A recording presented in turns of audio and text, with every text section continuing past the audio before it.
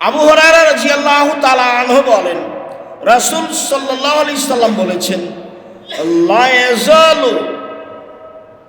ইয়াজালুন নাসু বিখাইরিন মা জালুল ফিতরা। মানুষেরা অতদিন কল্যাণে থাকবে যতদিন তাড়াতাড়ি ইফতার করবে। মানুষেরা ততদিন কল্যাণে থাকবে যতদিন তাড়াতাড়ি ইফতার করবে। আবু হুরায়রা রাদিয়াল্লাহু তাআলা আনহু বলেন, রাসূল সাল্লাল্লাহু আলাইহি ওয়াসাল্লাম বলেছেন, লা ইয়াজালুদ দীনু যাহিরান মা জালুল ফিতরা। দিন অতদিন পর্যন্ত জয়ই থাকবে, দিন ধর্ম অতদিন পর্যন্ত সফল থাকবে যতদিন পর্যন্ত মানুষ তাড়াতাড়ি ইফতার করবে। ফানিল ইয়াহুদা ওয়ান নাসারা ইউআখিরুনা। দেরিতে ইফতার করে ইহুদি, দেরিতে ইফতার করে খ্রিস্টান। ভুলেও কখনো বলবেন না আমি কি পেটু 2 মিনিট দেরি করি না, এই কথা বলবেন না। মনে রাখতে হবে, আহলে হাদিস মানুষ না হলেও আহলে হাদিস মসজিদে সালাত আদায় করেন। মনে রাখতে হবে একটা কথা, জোর করে আহলে হাদিস হওয়া যায় না। একজনের কথা মানলে আহলে হাদিস হওয়া যায়, তার নাম মুহাম্মদ সাল্লাল্লাহু আলাইহি ওয়াসাল্লাম। পৃথিবীর কোনো মানুষের 5 পয়সা দাম নাই, খুব শক্তিশালী ইমানদার ব্যতিক্রম ইমানের অধিকারী ওমর রাদিয়াল্লাহু তাআলা। ওমর, তোমাকে আল্লাহ এত ঈমান দিয়েছে ওমর, তুমি যে রাস্তা দিয়ে হাঁটো সে রাস্তা দিয়ে শয়তান হাঁটে, ওই যে পালাচ্ছে শয়তান তোমাকে দিবে, ওই যে। অথচ ওমর ভিন্ন পদার্থের, শয়তান ভিন্ন পদার্থের। এমন কোনো কলাকৌশল নাই ওমরের হাতে যে তাকে একটা থাপ্পড় মারতে পারবে। কেন? শয়তান ভিন্ন পদার্থের, ওমর রাদিয়াল্লাহু তাআলা ভিন্ন পদার্থের, কোনো ক্ষমতা নাই। রাসূল সাল্লাল্লাহু আলাইহি ওয়াসাল্লাম বলছেন ফজরের সালাতের পরে, ওমর আমি রাতে জান্নাতে দেখলাম, দেখে একটা ঘর, ভিন্ন ধরনের চকচকে ঘর। মন চাইল বাহির যদি এত সুন্দর হয় ভিতরই বা কত সুন্দর, একটু দেখি না। পাশে একজন বৃদ্ধা মহিলা, বললাম মহিলা বলতে পারো ঘরটি কার? মহিলা বলছে ঘরটি উমারের। যেমন বলেছে উমারের তেমন তোমার আত্মমর্যাদা মনে হলো, না না এত বড় মানুষের ঘরে ঢোকা হবে না। ওমর, তোমার আত্মমর্যাদাকে খেয়াল করে আমি তোমার ঘরে ঢোকেনি, তার নাম ওমর। উমারের মান সম্মানকে লক্ষ্য করে মুহাম্মদ সাল্লাল্লাহু আলাইহি ওয়াসাল্লাম ঘরে ঢোকেননি। অথচ জান্নাতের গেটে লেখা আছে সর্বপ্রথম যিনি জান্নাতে প্রবেশ করেন তার নাম মুহাম্মদ সাল্লাল্লাহু আলাইহি ওয়াসাল্লাম। পৃথিবীর সবচেয়ে সেরা মানুষ দুনিয়াতে, পৃথিবীর সবচেয়ে সেরা মানুষ পরকালে, পৃথিবীর সবচেয়ে সেরা মানুষ জান্নাতে প্রবেশের সময়। ব্যতিক্রম মানুষ সম্মানী হিসাবে মুহাম্মদ সাল্লাল্লাহু আলাইহি ওয়াসাল্লাম, এত বড় সম্মানী মানুষ বলছেন, ওমর তোমার মান মর্যাদাকে লক্ষ্য করে আমি তোমার ঘরে ঢুকিনি। এত বড় মানুষের ঘরে ঢুকবো কি করে? তার নাম ওমর। ওমর যদি কোনো কথা বলেন সেটা যদি রাসূলের কথার সাথে মিল না খায় তাহলে তা বাতিল বলে গণ্য হবে। তার নাম মুহাম্মদ সাল্লাল্লাহু আলাইহি ওয়াসাল্লাম। মুহাম্মদ সাল্লাল্লাহু আলাইহি ওয়াসাল্লাম বলেছেন দেরিতে ইফতার করা হবে না। পেট বলা অপরাধ, 30 সেকেন্ড দেরি করা অপরাধ, জেনে শুনে 5 সেকেন্ড দেরি করা অপরাধ। যারা সবচেয়ে আগে ইফতারের কথা বলেছেন তাদের ক্যালেন্ডার ফলো করবেন, সে যেই হোক না। দেরি করে তো আমি আসলে নেকি করতে চাইনি, তাড়াহুড়া করে আমি নেকি করতে চাইনি। আসলে আমি কাকে মানতে চেয়েছি? মুহাম্মদ সাল্লাল্লাহু আলাইহি ওয়াসাল্লামকে। এই কথা আপনি মনে রাখবেন, তাহলে ইবাদত হবে। ইফতার কি দিয়ে ইফতার করব? আবু হুরায়রা রাদিয়াল্লাহু তাআলা আনহু বলেন, রাসূল সাল্লাল্লাহু আলাইহি ওয়াসাল্লাম বলেছেন, আফতিরু বিত্তামার ফাইনাল বারাকা। পৃথিবীর মানুষ তোমরা খেজুর দিয়ে ইফতার করো, তাতে বরকত রয়েছে। পৃথিবীর মানুষ তোমরা খেজুর দিয়ে ইফতার করো, তাতে বরকত রয়েছে। ফাইলাম তাজিদ ফাইলাম তাকুন, যদি খেজুর না থাকে ফাবিল মা ফাইনাহু তাহুরুন, তাহলে পানি দিয়ে ইফতার করো, পানি পবিত্র। যদি খেজুর না থাকে তাহলে পানি দিয়ে ইফতার করো, পানি পবিত্র। কেন নবী সাল্লাল্লাহু আলাইহি ওয়াসাল্লাম ইফতার কাবলা ইসাল্লিয়া বেরতাবিন, রাসূল সাল্লাল্লাহু আলাইহি ওয়াসাল্লাম তাজা খেজুরে ইফতার করতেন মাগরিবের সালাতের পূর্বে।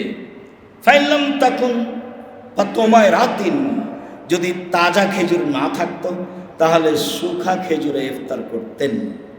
ফাইলাম তাকুন তোমারাত শুখা খেজুর না থাকলে তাহলে কয়েক অঞ্জলি পানি দিয়ে তিনি ইফতার করতেন। সম্মানিত তিনি ভাই, সম্ভব হলে তাজা খেজুর দিয়ে ইফতার করেন, সহজ। এই ছেলে ঘুমাচ্ছ কেন, আগে বসুন।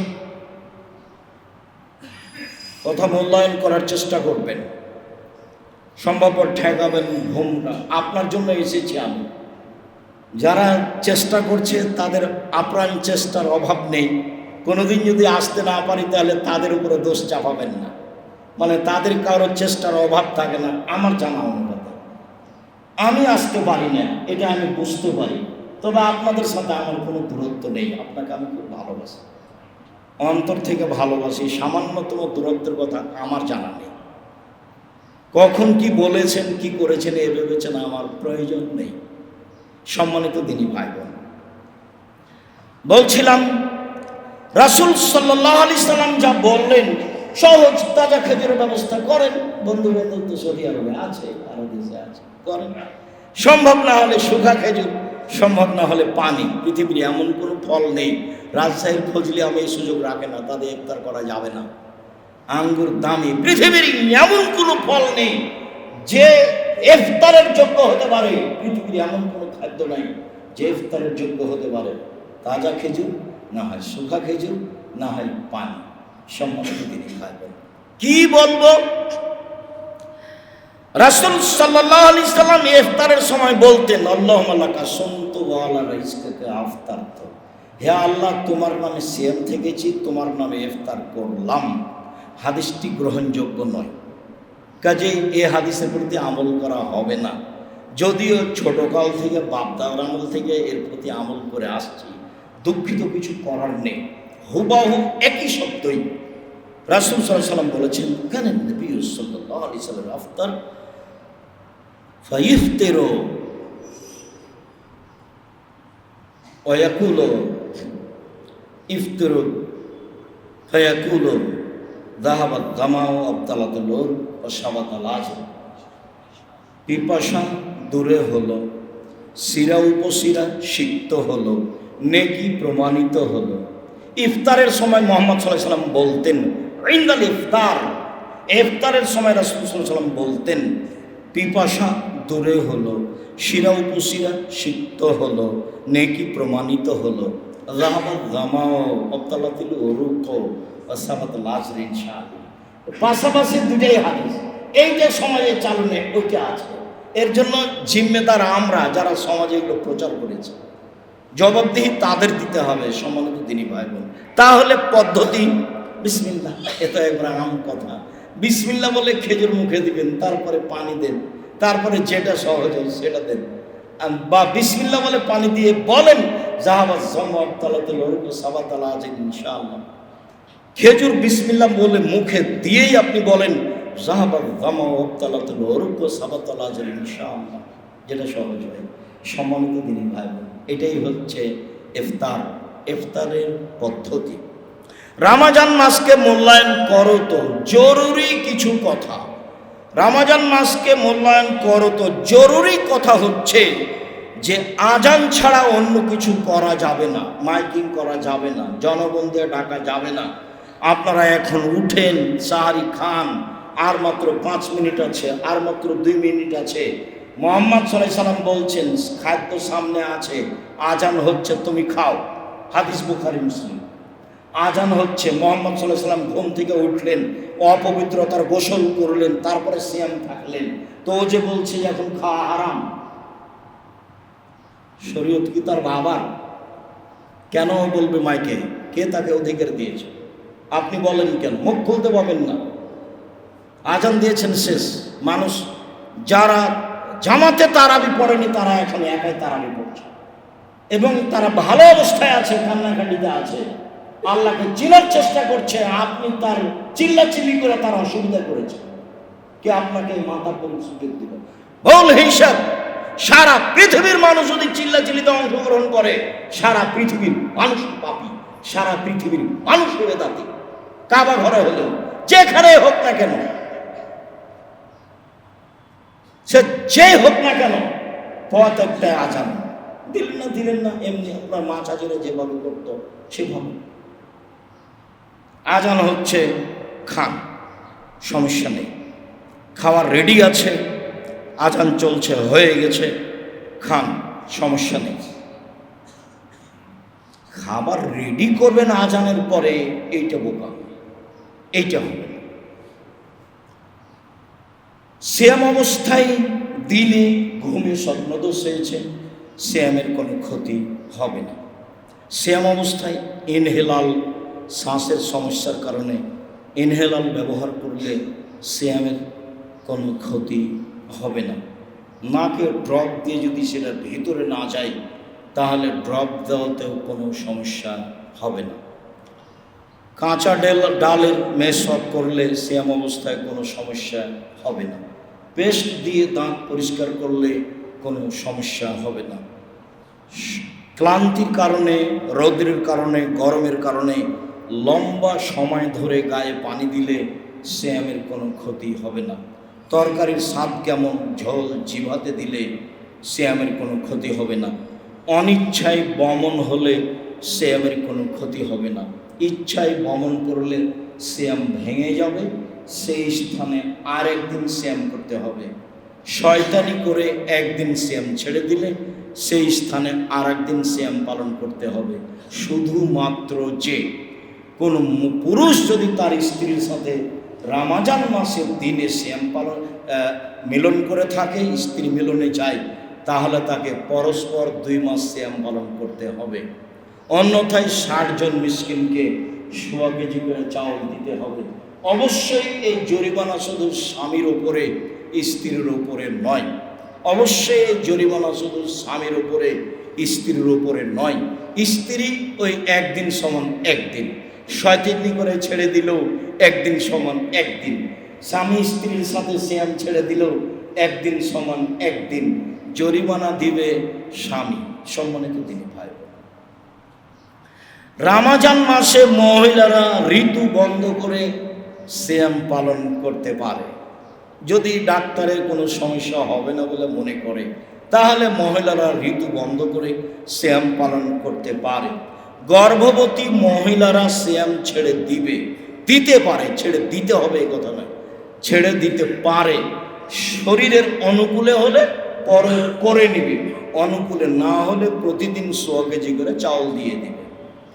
যারা বাচ্চাকে দুধ খাওয়ায় মহিলারা, তাদের জন্য শ্যাম রাখা জরুরি নয়, ছেড়ে দিতে পারে, পরবর্তীতে করে নিবে। না পারলে দিন সমান 100 কেজি করে চাউল জরিমানা দিয়ে দিবে।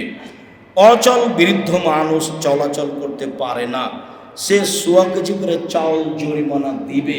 এর অর্থ এই নয় যে আর একজনকে শ্যাম করিয়ে নিবে, ওটা ভুল হয়ে গেছে। ও যদি আমার শ্যাম পালন করে তো ওরটা কি করবে? আমার নামেও শ্যাম পালন করবে না, আমার উপরে জরিমানা। যেখানে সেখানে শরীয়ত জরিমানা লাগাচ্ছে কেন জানেন? অসহায় পুরুষ নারীর জন্য। এই যে স্বামী স্ত্রী মিলন করেছে, কেন জরিমানা দাও, জরিমানা দাও, গরিব মানুষের উপকার করো। এই এহরাম না বেঁধে তুমি হারামে চলে গেছো কেন? জরিমানা দাও, জরিমানা দাও।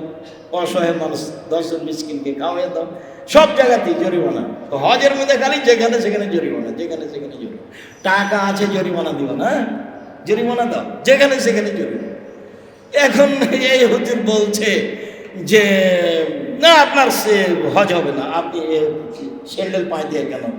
আমি বলে দিলাম যে আপনি এখন থেকে বলবেন 23 বছর যাবত আমি মানুষের হজ নষ্ট করেছি, 23 বছর যাবত আমি মানুষের হজ বাতিল করেছি। কে বলেছে? আব্দুর রাজ্জাক বিন ইউসুফ বলেছেন। কে বলেছেন? আব্দুর রাজ্জাক বিন ইউসুফ বলেছেন। বলতেই থাকে, যে বলবে তাকে বলবে না আমি 23 বছর যাবত মানুষের হজ বাতিল করেছি। মানে ওখানে এহরাম বাঁধায়, ওখানেও কাপড় পরায়, হাজি কেন? দুনিয়ার মানুষটা কিছু বুঝতে চায় না। আমরা চেষ্টা করি শরীয়তে আপনার পাশে থাকার জন্য। সম্মানিত দিনী ভাই, বলছিলাম অচল অর্থর্ব মানুষ প্রত্যেক দিন একদিন সমান 100 কেজি করে চাউল দিয়ে দিবে, জরিমানা। উল্লেখ্য যে পিতা মারা গেছে, শ্যাম রেখে গেছে, ছেলে মেয়ে করে দিতে পারবে না, এ ইবাদত অন্য কেউ করতে পারে না। দিন সমান 100 কেজি চাউল, দিন সমান 100 কেজি চাউল। হ্যাঁ, পিতা মাতা মারা গেছে, ভাই বন্ধু মারা গেছে, মান্যতের সিএম রেখে গেছে, মান্যত।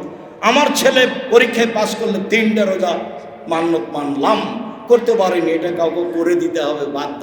ওটা খুব কঠিন জিনিস। এটা এক ধরনের, এটা আর এক ধরনের। রামাজান ফরজ, তারপরে কেউ কারো পক্ষ থেকে করে দিতে পারবে না। হজ কেউ কারো পক্ষ করতে পারে। সম্মানিত দিনী ভাই বোন, আমরা আলোচনার শেষে চলে আসলাম। আলোচনার শেষে এসে আমি আপনাকে রমজান মূল্যায়ন করার জন্য আন্তরিকভাবে অনুরোধ জানাচ্ছি। রমজানও মূল্যায়ন করেন, রমজানের পরে যে 6টা আছে সেটাকে মূল্যায়ন করবেন, একটা না। আপনার সাথে কখন সাক্ষাৎ হবে তা আমি বলতে পারছি না, আল্লাহই ভালো জানে। মানুষের সময়ের খবর মানুষ জানে না, আল্লাহই ভালো জানে। মর্মে বলছি, সওয়ালের 6 দিন সিয়াম পালন করার চেষ্টা করবেন এক টানা। ছুটে গেলে কোনো সমস্যা নেই। মহিলাদের হাইজের কারণে সিয়াম ছুটে গেছে, জীবনে যেদিন পারবে সেদিন করবে, না পারলে গেছে। জীবনে যেদিন পারবে সেদিন করবে। মুহররমের 2 দিন সিয়াম পালন করুন, দামি ইবাদত। আরাফার 1 দিন সিয়াম পালন করুন, দামি ইবাদত। বৃহস্পতিবার সোমবার সিয়াম পালন করুন, ইবাদতের জগতে সবচেয়ে দামি ইবাদত। শাবানের একটানা 15 দিন সিয়াম পালন করুন। ধারণা যে ছিলেন শাবান মাসে তো আপনার সাথে সাক্ষাৎ করতে পারিনি, নইলে আপনাকে বলতাম, চেষ্টা করতাম বলার। শাবান মাসে একটানা প্রথম শাবান থেকে নিয়ে 15 তারিখ পর্যন্ত সিয়াম থাকুন। জুলহিজ্জার মাসের 1 থেকে একবারে 9 দিন পর্যন্ত একটানা সিয়াম থাকুন। রাসূল সাল্লাল্লাহু আলাইহি ওয়াসাল্লাম বললেন, বুখারী মুসলিমের হাদিস, সবচেয়ে দামি ইবাদত জুলহিজ্জার প্রথম দশকের ইবাদত। সবচেয়ে দামি ইবাদত, সবচেয়ে প্রিয় ইবাদত আল্লাহর কাছে জুলহিজ্জার প্রথম দশকের ইবাদত। তখন সাহাবীগণ বলছেন যে জিহাদের চেয়েও দামি? তখন আল্লাহ রাসূল বলছেন, হ্যাঁ, তবে যে জিহাদে বের হয়ে গেছে, ঘোড়াটাও গেছে, ওইও গেছে, টাকা পয়সাও না আসেনি, ও নিজেও ফিরে আসেনি, তাহলে ওকে পারবে না। জুলহিজ্জার 10 তারিখ ইবাদত করে ওকে পারবে না।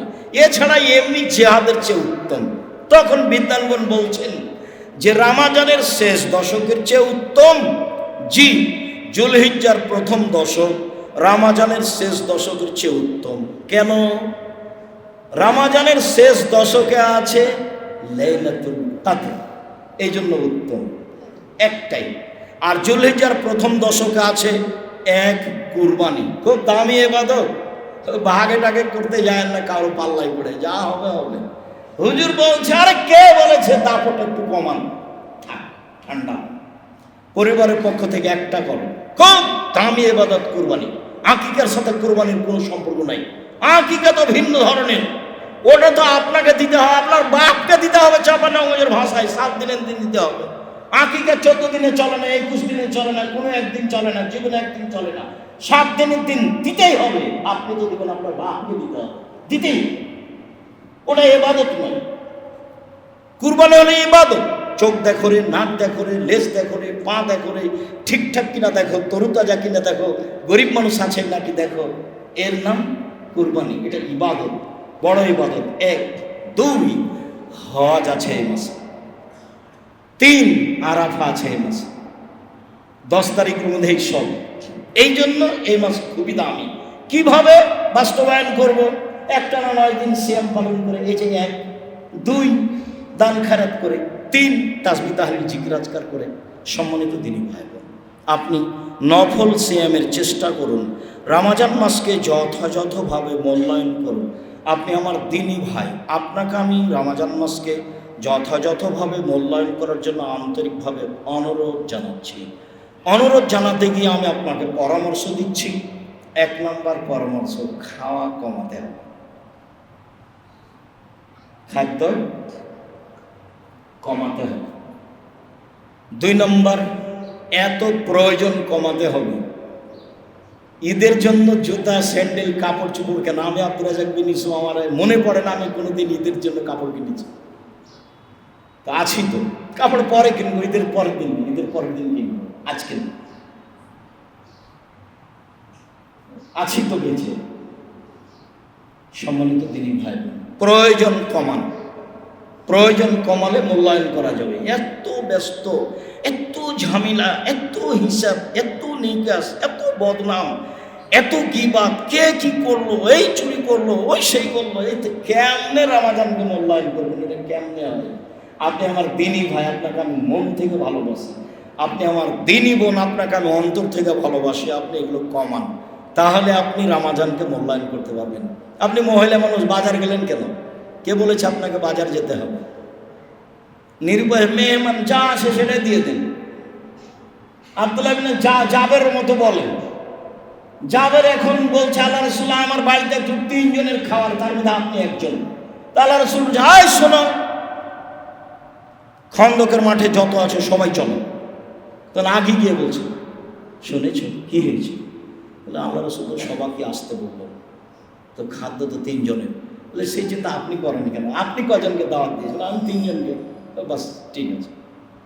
বউ পরামর্শ দিচ্ছে, বউ বোকা হলে চলবে না সংসার। হোস তিনি বউ, যে রোজ রমাজানে এখানে যেতে চাই, সেখানে যাই, এই চাই সেই চাই, তার মানে অভিমান দিয়ে সংসার নষ্ট করেছে। মহিলা মানুষের জন্য 3টা জিনিস চলবে না। 1, অভিমান চলবে না। শাড়ি দেওয়া লাগবে, দিতে চেয়েছে দেওনি, এই দেওয়া লাগবে, স্বপ্নপুরি নিয়ে যেতে হবে, এর নাম অভিমান। অভিমান করে যে সে হোস তিনি বউ, ও দিয়ে সংসার চলবে না। অভিযোগ করে যে তোমার স্বামী তোমার ভাইয়ের কথা বলেছে, তোমার মায়ের কথা বলেছে, অভিযোগ নেই, সব খেয়ে নিতে হবে, তার নাম স্ত্রী। প্রতিবাদ নেই, তোমার মায়ের কথা বললো কেন, তোমার ভাইয়ের কথা বললো কেন, তার নাম প্রতিবাদ। অভিযোগ নেই, অভিমান নেই, প্রতিবাদ নেই, সংসার সুন্দর হবে। আর বলবেন যাতে আপনার চলে তাতে আমার চলে, চিকন কাপড়ে আপনার চলে তা আমারও চলে, মোটা কাপড়ে আপনার চলে তা আমারও চলে। আরে আমি গ্রামের মেয়ে, ঢাকা শহরে থাকি, লবণ ভাতে খুশি। আপনি যাতে খুশি, আমি তাতে খুশি। আপনার সাথে সংসার করে পরকাল পেতে চাই, হারাতে চায় না। তাহলে শয়তান আর কিছু করতে পারবে না, চোটটি লেগে চলে যাবে। আর অভিমান করলেই খালি বলবে গত বছরও তোর অভিমান পূর্ণ করেনি, তোর একটা কথাও মানে না, সংসার করবি করিস না, তোমার সাথে সংসার করবো না। খবরদার নাই। আপনি আমার দিনী বোন, আপনাকে আমি অন্তর থেকে ভালোবাসি। আপনি রমাজান মাসকে মূল্যায়ন করুন, চেষ্টা করুন প্রাণপণে কান্নাকাটি করে আপনি তারাবির সালাত আদায় করেন, একাই করেন। চেষ্টা করুন দান খেরাত করা, যেখানে শিরক নাই, যেখানে বিদাত নাই, দান খেরাত করবেন। আসলে রমাজান মাস অনেক নেকির মাস। সিয়াম পালন করে, তাসবিহ তাহলিল করে, জিকির আজকার করে, দান খেরাত করে। আর দান তো ব্যতিক্রম ইবাদত, উপার্জনের 4টা পথ বহুদিন থেকে বলে আসছে আপনাকে এই মাটিতে। 1, দিন মজুরি, সন্ধ্যা টাকা শেষ হবে, এতে কিছু করতে পারবেন না। 2, চাকরি, 25 দিনে টাকা শেষ হবে সাধারণত, 4-5 দিন ধার কর্য করে চলবে, এতে তেমন কিছু করতে পারবেন না। 3, জমি চাষ, সমান সমান না হয় লস। আমার আব্বা কৃষক মানুষ ছিলেন, আমি খুব ভালোভাবে জানি। জমি চাষ হয় সমান সমান, না হয় লস। 4, ব্যবসা। তখন আল্লাহ রাসূল বলছেন আত-তাজির আস-সাদুক আল-আমিন ইয়াকুনু ইয়াউমাল কিয়ামাহ সুদা সিদ্দিকুল আম্বিয়া। সত্যবাদী বিশ্বস্ত ব্যবসায়ীরা বিচারের মাঠে নবীগণের সাথে জান্নাতে থাকবেন। ইব্রাহিম আলাইহিস সালামের সাথে জান্নাতে থাকতে পারবেন ব্যবসা দিয়ে। বাদাম বিক্রি হোক, না হলে আন্তর্জাতিক ব্যবসা হোক, যেটা হোক না, চকলেট হোক, তাতে আসে যায় না। ব্যবসায় সত্যবাদী থাকবেন, আস্থাভাজন থাকবেন, কাউকে ঠকিয়েছেন এটা মনে হয় না যেন। এরপর আল্লাহ রাসূল বলছেন, শোনো ইয়া মাশরাত তুজ্জার, ব্যবসায়ীরা শোনো, ইন্নাল বাইয়া ইয়াহজুরুল কিযব ওয়াল হালাফ, ব্যবসাতে খালি মিথ্যা কথা চলে আসে, কসম চলে আসে, অনিচ্ছা সত্য মিথ্যা চলে আসে, কসম চলে আসে। আসুক ফাশুবহু বিসাদকা, দান করে মিটিয়ে দাও, দান করে মিটিয়ে দাও। কই দিন মজুর যখন, তখন বললেন তাড়াতাড়ি টাকা দিয়ে দাও, তাড়াতাড়ি টাকা দিয়ে, ঘম সুগার আগে টাকা দিয়ে দাও। যখন চাকরি, তখন বলেন সাবধান, যেটা বেতন নির্ধারণ হয়েছে ওর 1 টাকা বেশি নিলে এটা হবে আত্মসাৎ, ওখানেও সাবধান, এখানেও সাবধান। জমি চাষ, অন্তর শক্ত হয়ে যায়, ভালো কাজ নয়, চলে, ভীরু হয়ে যায়, ইবাদত করতে পারে না, অন্তর শক্ত হয়ে যায়, গরুর পিছনে থাকা লাগে, ভালো হলো না। ব্যবসা, তখন বলছেন নবীদের সাথে জান্নাতে থাকবেন, ব্যবসা করবেন জীবনে, অসহায় মানুষের উপকার করতে পারবেন, অসহায় চাচা চাচি উপকার করতে পারবেন। কিছু করতে হলে ব্যবসা ছোট ভাব নয় বড় হোক, কোনোদিন এখান থেকে ফিরবেন না, রিস্ক নিয়ে ব্যবসা করবেন এবং বলবেন আরে ব্যবসা করে বাংলাদেশের সবচেয়ে বড় ব্যবসায়ী হব, অসহায় মানুষের পাশে দাঁড়ানোর জন্য, কাউকে উঠানোর জন্য এবং নামানোর জন্য নয়। ব্যবসা করছি অসহায় মানুষের পাশে দাঁড়ানোর জন্য। চেষ্টা করুন রমজান মাসে অসহায় মানুষের পাশে দাঁড়ানো। আপনি আপনার পাশে অসহায় মানুষ দেখুন, শিরক বেদাতে সহযোগিতা করবেন না। আমি আব্দুর রাজ্জাক বিন ইউসুফের কাছের মানুষ হিসেবে আপনাকে বলি, এই দেশের মাটিতে আলহামদুলিল্লাহ শিরক মুক্ত প্রতিষ্ঠান জামিয়া সালাফিয়া, বিদাত মুক্ত প্রতিষ্ঠান জামিয়া সালাফিয়া, সংগঠন মুক্ত প্রতিষ্ঠান জামিয়া সালাফিয়া, দলমুক্ত প্রতিষ্ঠান জামিয়া সালাফিয়া, হিংসা মুক্ত প্রতিষ্ঠান জামিয়া সালাফিয়া, দেশের সর্ববৃহৎ প্রতিষ্ঠান জামিয়া সালাফিয়া আয়াতনে। যেটা আপনার বাড়ির পাশে আছে সেটা 100 বিঘা জমির উপর আছে, যেটা রাজশাহীতে আছে ছেলে শাখা সেটা 50 বিঘা জমির উপর আছে, যেটা মেয়ে শাখা রেডি হচ্ছে 70 বিঘা জমির উপরে আছে, যেটা দিনাজপুরে চলছে 20 বিঘা জমির উপরে আছে। এদেশে আরও প্রায় জেলায়, বরিশালে চলমান আছে, চট্টগ্রামে চলমান আছে। জামিয়া সালাফিয়া আয়াতনে বড়। জামিয়া সালাফিয়ার শিক্ষক আছেন 300-রও বেশি।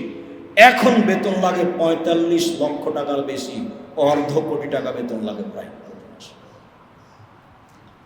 জামিয়া সালাফি ছাত্র আছে এতিমসহ 5000-এর বেশি, 519 জন এতিম অসহায় আছে। শিরক হয় না, বেদাত হয় না, হিংসা নেই, কেউ কারোর পক্ষে বিপক্ষে কথা বলতে পারবে না, মুখ খুলতে পারবে না, তার নাম জামিয়া সালাফি। হিংসা বিদ্বেষ তো বহু দূরের কথা, ঝগড়া তো বহু দূরের কথা, মুখ খোলাই নিষেধ, তার নাম জামিয়া সালাফি। জামিয়া সালাফি মূল্যায়ন করুন, 10 টাকা দিয়ে করুন, 10,000 10 লক্ষ টাকা দিয়ে করুন। দেশের সবচেয়ে বড় প্রতিষ্ঠান। এই জন্য আমার দৃঢ়তা কাজ করে, আমার মনে বড় সাথ, এই দেশের মাটিতে আমি উন্নত মানের প্রতিষ্ঠান গড়বই গড়বো ইনশাআল্লাহ, যেখানে ছেলে মেয়ে বাংলা ইংরেজি আরবি উন্নত মানের শিক্ষা অর্জন করে জাতির অন্যায়ের বিরুদ্ধে লড়বে, মুখে কলমে মিডিয়ায় লড়বে ইনশাআল্লাহ। জামিয়া সালাফের অধীনে মক্তব চলে 700-রও বেশি, 700-রও বেশি। 2-1টা টেকনাফ থেকে তেঁতুলিয়া পর্যন্ত মক্তব পড়বে ইনশাআল্লাহ। প্রত্যেক দিন বিকাল 3টায় এনটিভিতে দেখতে পাবেন মক্তবের আলোচনা। প্রত্যেক দিন রমজান মাস, পুরো রমজান মাস এনটিভিতে দেখতে পাবেন বিকাল 3টায় 40-45 মিনিট রয়েছে মক্তবের আলোচনা। নিঃস্ব অবস্থায় আছে, নিচে কিছু নেই, আমার হাতে টাকা নেই, এই কথা সত্য। জামিয়া সালাফি দেশের মাটিতে বিশাল আকারে গড়বে, এই কথা সত্য। ইনশাল্লাহ গড়বে। কিভাবে গড়বে তা আমি জানি না, নিশ্চিত গড়বে, অবধারিত গড়বে ইনশাআল্লাহ। জামিয়া সালাফি কিভাবে চলে শিক্ষক জানে না, জামিয়া সালাফি কিভাবে চলে ছাত্র জানে না, জামিয়া সালাফি কিভাবে চলে নেবরাসের কোনো সদস্য জানে না। জামিয়া সালাফি বৈদেশিক কোনো টাকা দিয়ে চলে না, জামিয়া সালাফি কোনো সংস্থা দিয়ে চলে না, জামিয়া সালাফি দেশের কোনো বিত্তশালী দিয়ে চলে না, জামিয়া সালাফি কোনো সরকারি অনুদানে চলে না। এমনিতেই আছে এইভাবে নিঃস্বভাবে, প্রচুর কথার পানি।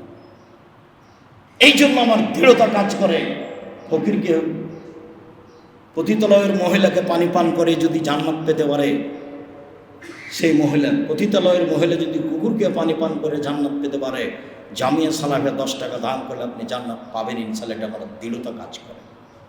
আমি আপনার সাথে আছি যে কোনো মূল্যে। বিশাল ব্যবস্থা, ইতিসাম টিভি আছে, আল ইতিসাম পত্রিকা 16 থেকে 20,000 বিক্রি হয়। নিয়ে যান না, যাওয়ার সময় তো দেখবেন আল ইতিসাম পত্রিকা 12 জন মুফতি আছে, পত্রিকার 12 জন মুফতি।